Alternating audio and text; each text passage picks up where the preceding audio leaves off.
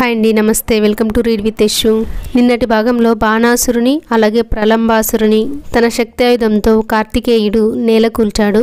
సూత మహర్షి మునులతో ఇలా అంటున్నాడు: మునులారా, ఇప్పుడు మీకు పరమ మంగళప్రదమైన గణేశుని జన్మ వృత్తాంతాన్ని చెబుతున్నాను, శ్రద్ధతో వినండి. స్వభావం చేత నిర్గుణులు నిరాకారులు అయిన పార్వతీ పరమేశ్వరుల నుండి ప్రథమ రజస్సు పుట్టి, అంటే సృష్టికి కారణభూతమైన తొలి అణువులు పుట్టి, సృష్టి ఆవిర్భావం జరిగిన నాటి కథా వృత్తాంతమే ఈ గణేశుని ఆవిర్భావగాథ.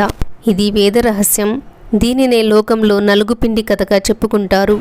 ఈ నలుగుపిండిని వేదం పరోరజస్సు అని చెప్పి ఆ రజస్సే గణేశునిగా, అంటే భౌతిక సృష్టిగా రూపుదిద్దుకోందని చెబుతోంది. సృష్టి భౌతిక రూపం గణేశుని ఆకారంలో ఉంటుంది. కర్మ మార్గంలో ఉన్నవారు ఉపాసన అలాగే చేస్తారు. గణపతిని ఆరాధించే వారిని గాణాపత్యులు అంటారు. పరమేశ్వరుడు పార్వతిని పరిణయమాడిన కొంతకాలానికి గణపతి జన్మించాడు. ఒక రోజున జయ విజయ అనే చలికత్తెలు పార్వతితో చదురంగమాడుతూ ఆమెకిలా బోధించారు: చెలి, మన సౌధంలో ఉన్న సేవకులందరూ శివుని ఆజ్ఞను పాలించే రుద్రగణాలే. మన ద్వారం వద్ద మన ఆజ్ఞను పాటించే మనవాడుండటం అవసరం. కాత్యాయనికి ఈ మాటలు హితవుగానే తోచాయి.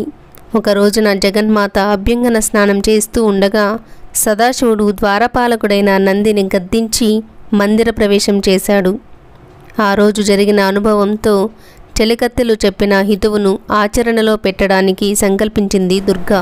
వెంటనే తన శరీరం నుండి రాలిన రజస్సుతో సర్వలక్షణ సంయుతుడు, సర్వావయవ సుందరుడు, సర్వశోభాఢ్యుడు, మహాబలపరాక్రమ సంపన్నుడు అయిన ఒక పురుషుని సృష్టించింది. ఆ పురుషునకు అమూల్యమైన వస్త్ర ఆభరణాది అలంకారాలను ఇచ్చి ఆశీర్వదించింది. ఆ పురుషుడు కర్తవ్యాన్ని ఉపదేశించమని కోరగా, పుత్ర, నా గృహాన్ని సదా రక్షిస్తూ ద్వారపాలకుడవై ఉండు. నువ్వు నా కుమారుడవు. నువ్వు తప్ప నాకు మరి ఒకడు లేడు.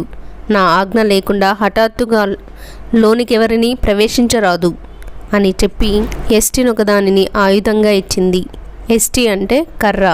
ఆ పురుషుడు ద్వారపాలకుడై తల్లి ఆజ్ఞను నెరవేరుస్తున్నాడు. ఒక రోజున దుర్గాదేవి సఖీజనంతో కూడి జలక్రీడలాడుతూ ఉండగా శ్రీకంఠుడు మందిర ప్రవేశం చేయబోయాడు. గణేశుడు నిలవరించాడు.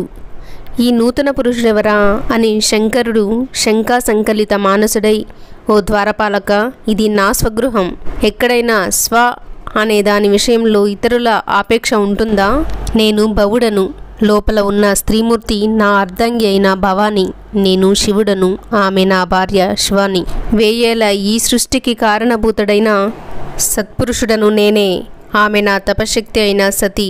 అడ్డు తొలుగు అని గద్దించాడు. గణేశుడు మాత్రం బెదరకుండా, ఇది నా తల్లి ఆజ్ఞ అంతే అని శివుని లోనికి వెళ్ళనీయలేదు. పైగా కర్ర ఎత్తాడు కొట్టడానికి.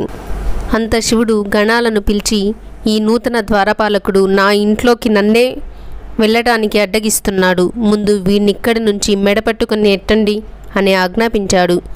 వారు గణపతిని సమీపించి, బ్రతుకు మీద ఆశ ఉంటే తప్పుకో అని హెచ్చరించారు. అయినా గణపతి కదలలేదు. వారు తీవ్రంగా బెదిరించగా వారిని బెత్తంతో మొత్తాడు. ప్రమదులు శివుని వద్దకు పరిగెత్తారు. యుద్ధం చేసైనా సరే వాడిని తరిమివెయ్యండి అని శ్రీకంఠుడు ఆజ్ఞాపించగా వారంతా యుద్ధానికి సన్నద్ధమై నిలిచారు. ముందుగా నందీశ్వరుడు వచ్చి గణపతి కాలు పట్టి లాగాడు. భృంగి రెండవ కాలు పట్టుకున్నాడు. గణపతి కాళ్లతోనే తన్నగా వారిద్దరూ బంతుల్లా ఎగిరి దూరాన పడ్డారు. మిగతా గణాలను కర్రతో మొత్తి చెల్లాచెదురు చేశాడు. వారందరూ కృత్తివాసునితో మొరపెట్టుకున్నారు.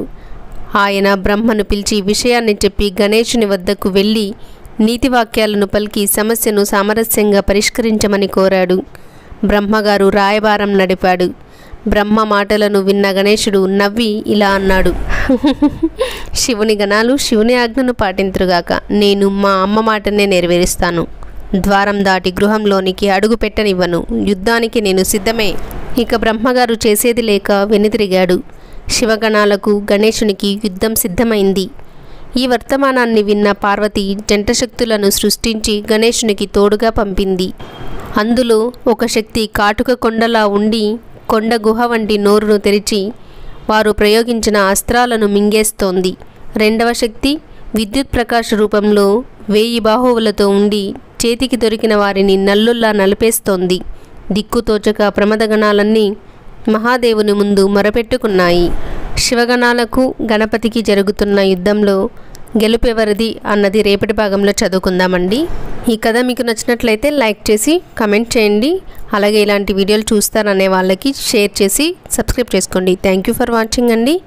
సర్వం ఉమామహేశ్వర పాదార్పణం.